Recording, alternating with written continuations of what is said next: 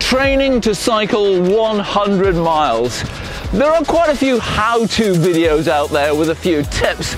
So, in a series of 4 videos, we will try to take you from 50-mile weekend warrior to century rider. Many road cyclists tend to cycle typically between 45, 50 miles or so, and often at the weekends and often with a club.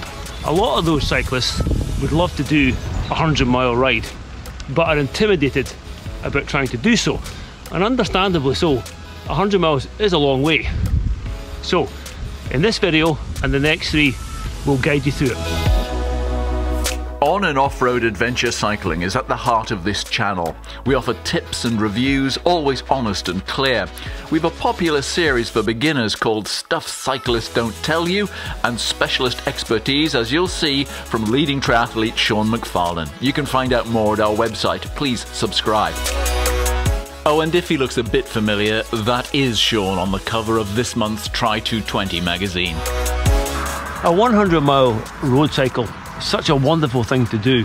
It's a great target to have for your training, and it's a great sense of achievement once you complete it. If you love getting outside and exercising, it really is right up there with the most iconic and memorable things you can possibly do. It really is, frankly, a celebration of your life as a road cyclist that you can do it, cycling 100 miles in one day.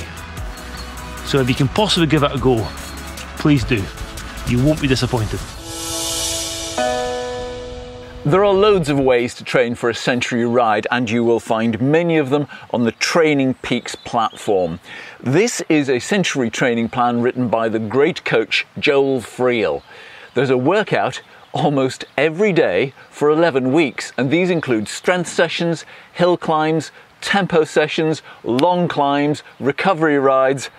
You get the idea. 14 hours a week with an easier week every 4. Now, I'm sure this would work well. Joel Friel certainly knows his stuff, but that is quite a commitment. So there is a simpler way. We're talking about progressive overload here.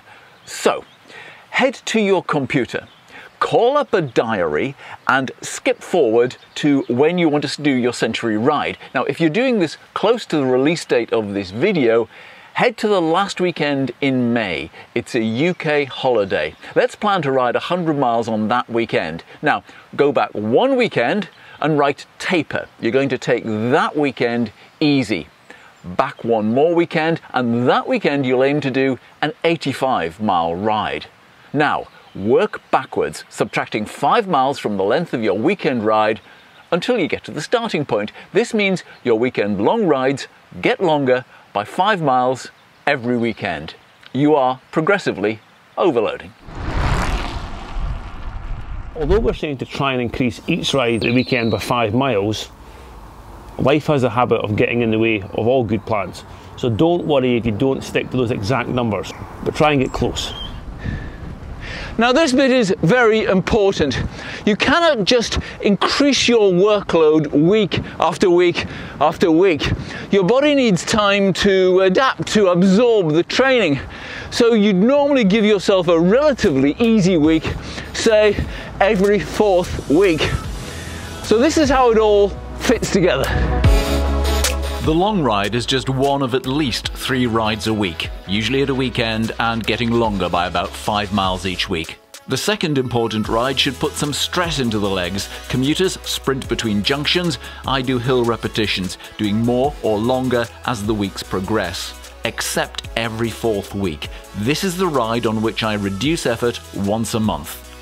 The third is an easy ride, deliberately low heart rate, giving you saddle time. On the days in between, you can mix in some running or ideally some core strength training. Perhaps you've always fancied riding 100 miles but never had the confidence or the know-how, or perhaps it's well within your comfort zone. Either way, try to follow along please, and do let us know in the comments how you're doing.